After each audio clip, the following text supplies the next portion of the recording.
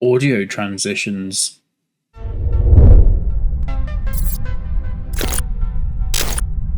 So we've got these two very different sounding clips of music.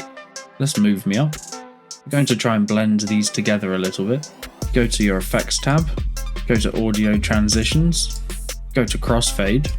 I usually use constant gain and constant power. If you want it to sort of fade out, you can use exponential fade. Here's what one of them sounds like.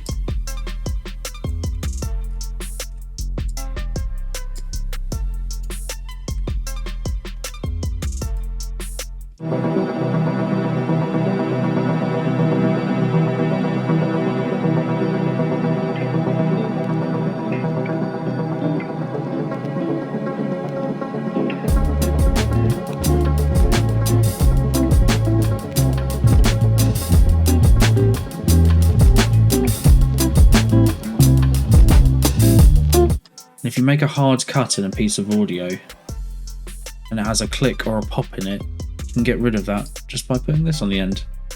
If you have any questions, leave a comment and I will answer it.